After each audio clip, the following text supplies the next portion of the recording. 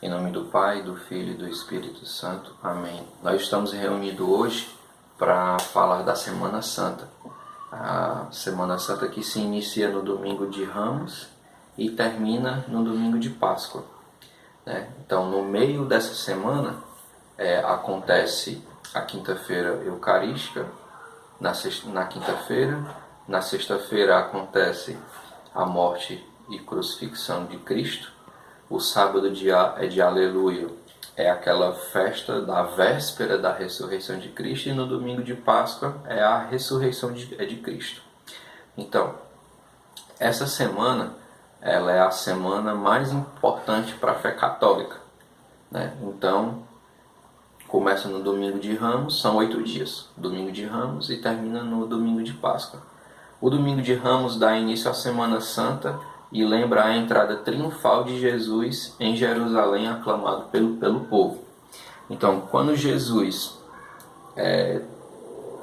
sai ali da sua vida particular para a vida pública, no final ele volta para a cidade de Jerusalém e ele volta em cima de um jumentinho, E ele é aclamado com palmas nas mãos, O que é que significa essas palmas, esses ramos, que é justamente o domingo de Ramos? Significa que ele está sendo aclamado como rei, Que essa palma significa um símbolo de realeza. E ele vem montado no jumentinho. Só que esse jumentinho torna-se para os judeus uma contradição, principalmente para uma certa linhagem dos judeus, por exemplo, de Judas, que eu vou falar daqui a pouco. O povo, lá em Lucas 19, 18 e Mateus 21, 9, o povo recebe Jesus em Jerusalém cantando: Hosana ao filho de Davi, bendito o que vem em nome do Senhor. Hosana significa aquele que vem salvar, aquele que vem libertar. Então, na tradição judaica, depois a gente já sabe que os judeus vão entregar Cristo, vão negar Cristo e traí-lo, tanto Judas como os outros judeus, porque na profecia, dizia que quando o Messias viesse, ele ia instalar o reino de Deus aqui na terra. Pelo menos os judeus entendiam assim, que esse Hosana, que esse libertador que os judeus queriam, era para que Jesus livrasse o povo do jugo do Império Romano, que estava oprimindo o povo. É tanto que Cristo vai dizer: meu reino não é deste mundo. Eu não vim para libertar o povo aqui da opressão, eu vim para libertar o povo do pecado. Eu vim para dar a vida eterna e não uma vida boa aqui. Eu não prometi nada disso, Então, muitos dos judeus, após ficar ciente disso, que Jesus não veio para libertar o povo do jugo do Império Romano, então muitos ficam com raiva, certo? E Judas, que é de uma determinada linhagem dos judeus, ele fica, vamos ver assim, com uma certa raiva, porque ele esperava que Jesus fosse entrar triunfante na cidade de Jerusalém, em cima de um cavalo branco ou numa carruagem. Aí Judas, essa narrativa tem nos livros Jesus de Nazaré, do Papa Bento XVI, que na minha opinião e de muitos é o maior teólogo vivo que existe hoje. Então ele diz ali que na linhagem dos judeus, que os judeus são várias tribos, na linhagem de Judas, eles esperavam que o Messias ia vir triunfante e ia acabar com todo o mal, com toda a opressão, e ia libertar o povo. Só que ali seria uma libertação política, e Cristo não veio para isso. Ele veio para uma libertação do pecado, para libertar as almas e não os corpos, e para dar a vida eterna. Então, quando isso acontece, né, Judas percebe que não, esse aí não pode ser o meu salvador, esse aí não pode ser o meu libertador. E alguns dias depois, Judas vai e troca Cristo por 30 moedas de prata, né? Lá em Lucas 19, 39, capítulo 19, versículo 39 e 40, diz: um dos discípulos dizem, né? Mestre, repreende os teus discípulos, né? Aí Jesus responde assim: digo-vos, se estes se calarem, as pedras clamarão. Então, quando o povo e os outros discípulos estavam clamando Hosana, Hosana, Hosana, os discípulos mais próximos sabiam que não era aquilo. Mas também Cristo não mandou o povo se calar, porque ele era o rei, porque de fato era o rei, né? Só muitos não entenderam de qual realeza ele é. Ele não é a realeza deste mundo, ele é a realeza de toda a existência, de todo o universo. Mas ele não veio para libertar o povo do jugo do Estado ou dos políticos ou da fome. Ele veio para libertar a alma do povo, a alma para a salvação, né? Então, Jesus chora naquele episódio, está em Lucas 19, versículo 41. Jesus, antes dele chegar em Jerusalém, ele vê a cidade de longe e ele chora pela cidade, porque o povo não o reconheceu como Messias, né? Em Lucas 19, 44, tem assim, ó: teus inimigos não deixarão pedra sobre pedra, porque não conhecestes o tempo em que fostes visitada, né? Então Cristo, ele não veio, como eu falei, não veio para salvar aquele povo do jugo do Império Romano. Ele veio para libertar o povo para ir para o céu, né? Então, o sentido da procissão de Ramos é esse: é aclamar Cristo como Senhor, Salvador e Libertador, mas não libertador das coisas ruins que acontecem no nosso mundo, mas o libertador do pecado. É a única coisa ruim, né, que Cristo nos liberta, é do pecado. Mas a gente vai continuar sofrendo, nós vamos continuar sendo perseguidos e humilhados, vamos passar fome, nudez, doença, mas como São Paulo falou, nada vai nos separar do amor de Deus, né?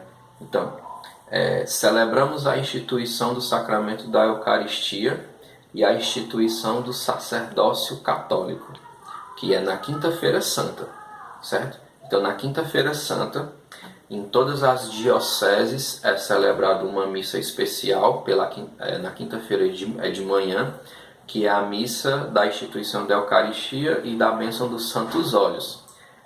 Essa missa, ela é mais ou menos restrita para o bispo da diocese e todos os padres daquela cidade. Então essa missa é para eles. E nessa missa é ungido os óleos, os santos óleos, que é o óleo do crisma, o óleo dos catecúmenos e o óleo dos enfermos, né? Então esses óleos, eles vão ser usados o ano inteiro até o outro ano. Aí naquele outro ano, que tem a outra missa da Quinta-feira Santa, é ungido outros óleos, abençoado outros óleos para usar. Aí vai ser usado na crisma, no batismo e na unção dos enfermos. Cada óleo é diferente um do outro. Em uma outra formação, a gente pode falar só sobre os sacramentos e os sacramentais, né? Então, só uma coisa: aqueles ramos da missa de Ramos, o que é que acontece com aqueles ramos?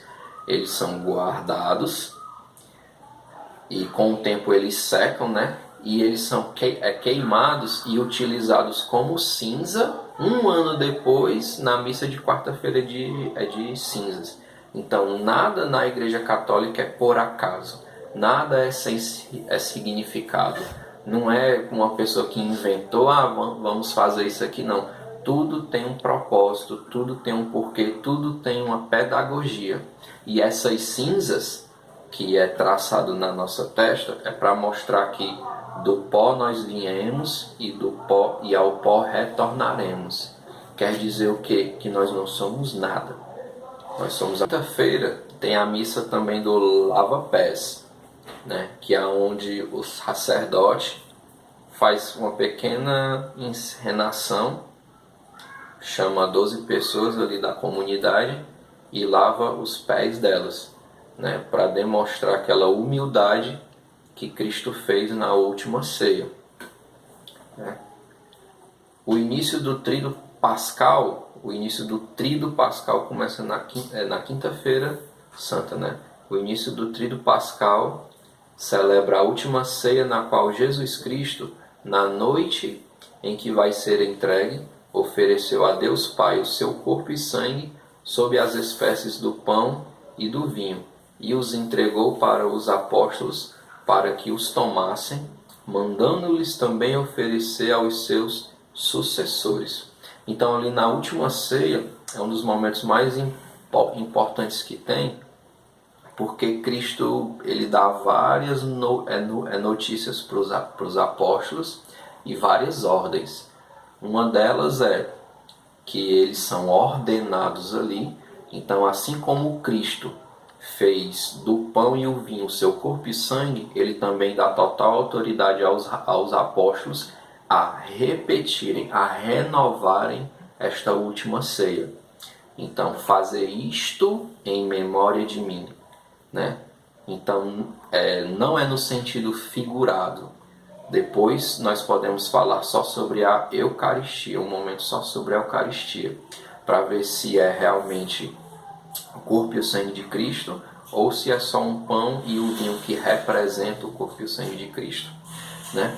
Então, Jesus também fala que ele vai partir para o Pai, mas ele vai enviar o Espírito Santo, que é o Consolador, o Paráclito, e também ensinar-vos-á, né, os apóstolos, a igreja. A igreja ainda vai aprender muito, ainda tem muito que se aprender. E quem vai ensinar é o Espírito Santo. E Cristo ainda diz, e ensinar-vos-á toda a verdade, e não vai deixar vocês errarem.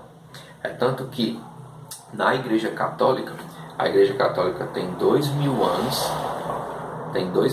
certo? E nunca um dogma de fé foi revogado, nunca se voltou atrás em matéria de fé.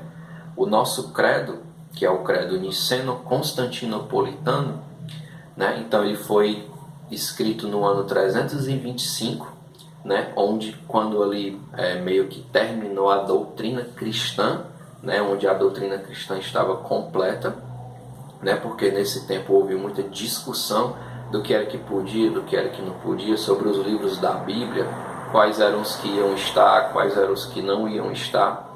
Então, no ano 325, se cria o credo niceno-constantinopolitano, que é o que a gente reza na missa, certo? E esse credo tem quase 2000 anos e ele nunca mudou uma vírgula, né? Diferente de outras religiões, de outras igrejas, que ao passar 10 anos, 20, 30, 50, 100 anos, a doutrina delas muda, né? De acordo com o líder que está naquele momento, ou alguma coisa que está acontecendo no mundo, não sei. Só sei que a única que permanece firme na sua doutrina é a Igreja Católica nesses 2000 anos, né? Então, lá em João 13:1 diz assim: tendo amado os seus que estavam no mundo, amou-os até o fim. Em Lucas 22:15 diz: tenho desejado ardentemente comer convosco esta Páscoa antes de sofrer.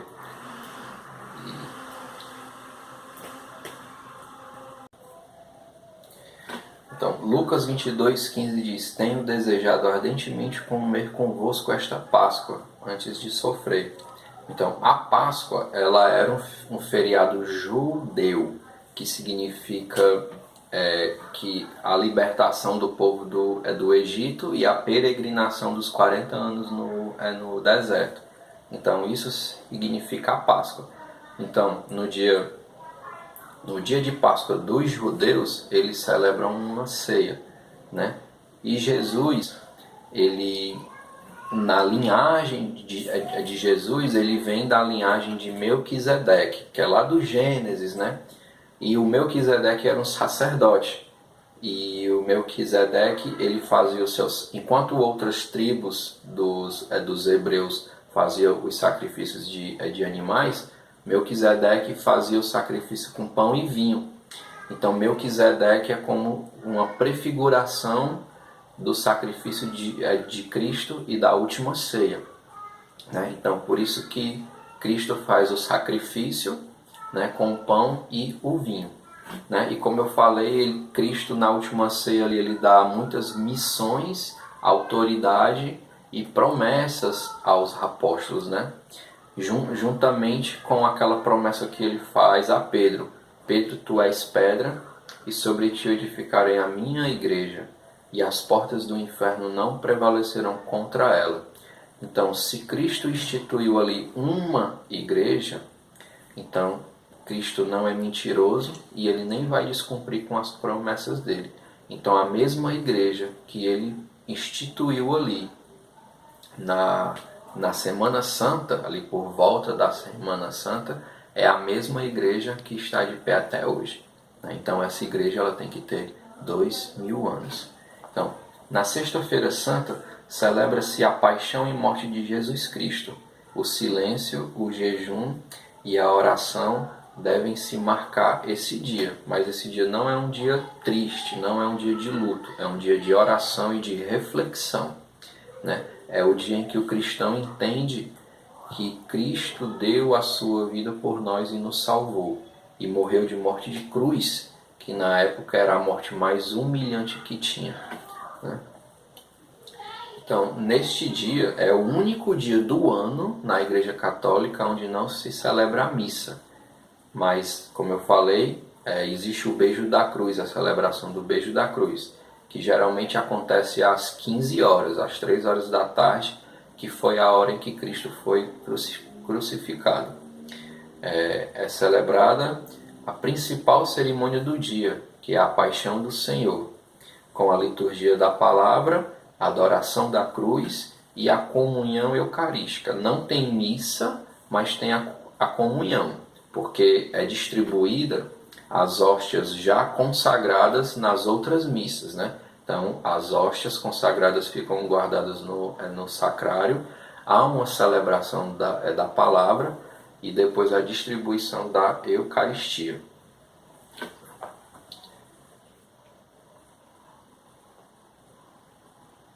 Então, na cruz, Jesus fala 7 frases, né? Ou 7 palavras da cruz, como chama. Ele diz: Pai, perdoa-lhes, pois não sabem o que fazem. Em verdade te digo, hoje estarás comigo no paraíso, que ele fala para o ladrão, né? Para o Dimas, São Dimas. Mulher, eis aí o teu filho e eis aí a tua mãe. Ele fala para João e Maria, a sua mãe, Nossa Senhora, né? Onde, como Jesus era filho único, como ele não tinha irmãos, então pela tradição judaica, caso ele tivesse outros irmãos, o pai dele, São José, já havia morrido. Com a morte de Jesus, Maria ficaria aos cuidados do seu filho mais velho depois de Cristo. Como ela não tinha outros filhos, então Jesus, com a autoridade ali de pai de família no momento, né, ele entregou a sua mãe ao seu discípulo amado, que era João. Então, eis aí o teu filho e eis aí a tua mãe. E Jesus diz: tenho sede, mas é de uma forma simbólica, não é sede de água. Ali quer dizer que ele tem sede de almas, ele tem sede de amor, de nos amar, ele tem sede de nos salvar, né? As outras: Eli, Eli, lema sabachthani, que é meu Deus, por que me abandonastes? Por que é que Cristo diz isso? Parece uma blasfêmia, parece um pecado. Mas não, Cristo, ele era homem como nós, com exceção do pecado. Então ele não queria morrer, ele não queria sofrer, ele não queria ser crucificado, mas ele obedeceu à vontade do Pai. É tanto que ele diz: Pai, se for capaz, afasta-me deste cálice. Então ele não queria morrer. Ninguém é louco. Quem quer morrer é louco. Quem quer sofrer é louco. E Cristo não queria, mas ele obedeceu à vontade do Pai. A sexta frase, ele diz: tudo está consumado, consumatus estis, né? Ou seja, se rasga o véu, começa a era da graça, a era da lei de Abraão, de Moisés, a lei judaica se acabou. Agora é a lei da graça, amar o teu próximo como a ti mesmo, né? E o último é: Pai, em tuas mãos eu entrego o meu espírito. E ele entrega o espírito dele a Deus e morre, né? No Sábado Santo é a missa mais longa e mais importante da nossa igreja, porque ela é aquela expectativa, é aquela festa de expectativa da ressurreição do Senhor. A vigília pascal é chamada a mãe de todas as santas vigílias, porque a igreja mantém-se em vigília à espera da vitória do Senhor sobre a morte. À meia-noite, depois da vigília pascal, sai a procissão de Aleluia em diversas localidades e anuncia o domingo da ressurreição do Senhor. No domingo de Páscoa, acontece a celebração da Páscoa, a festa da ressurreição do Senhor. Então, Cristo ressuscitou 3 dias após a morte, num domingo, logo depois da Páscoa judaica. Ponto central e mais importante da fé cristã.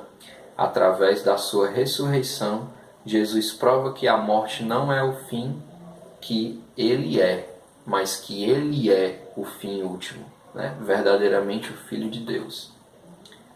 O temor dos discípulos transforma-se em esperança e em júbilo, e é a partir desse momento que eles adquirem força para continuar anunciando a mensagem do Senhor. Depois da morte de Cristo, os discípulos passam ali um tempo desanimados, com medo, Mas o Senhor ressuscita e eles revigoram aquela força, aquela vontade de pregar o Evangelho, porque eles estavam com medo do Império Romano, ou seja, eles estavam com medo de perder a vida por aquele que deu a vida a eles. Então o Senhor vem para renovar essas forças e depois vem mais uma dose de força que é o Espírito Santo no dia de Pentecostes. Mas aí é um outro assunto. A data da Páscoa ela é fixada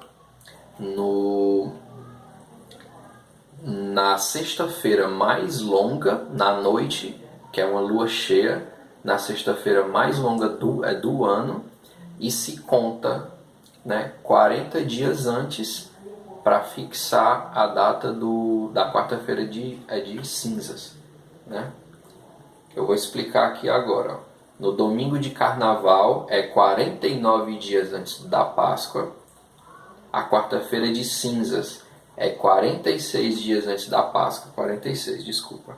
E o domingo de Ramos é 7 dias antes da Páscoa. E o domingo de Pentecostes é 49 dias depois do dia da Páscoa, que Pentecostes quer dizer 50 dias. É 49, mas arredonda, na tradição se arredonda para esse nome Pentecostes. E a festa de Corpus Christi, que é o corpo de Cristo, se comemora 60 dias depois. Então, tudo acontece centralmente com essa data.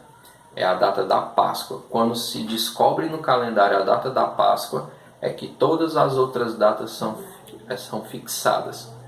E essa data é tradição judaica, que vem da fuga, como eu falei, da fuga do povo hebreu, da libertação do povo do Egito. Então, todo o calendário católico, todo o calendário litúrgico católico, até o nosso calendário secular obedece esse calendário, para você ver como a influência da Igreja Católica é grande. Então é isso, que nós possamos celebrar essa Semana Santa, por mais que nós não vamos poder provavelmente ir à missa, né? Mas que nós possamos viver todos os dias dessa Semana Santa como se nós estivéssemos sim na casa do Senhor, porque nós precisamos dessa força, nós precisamos dessa Semana Santa, que essa semana seja realmente santa. Amém? Em nome do Pai, do Filho e do Espírito Santo. Amém.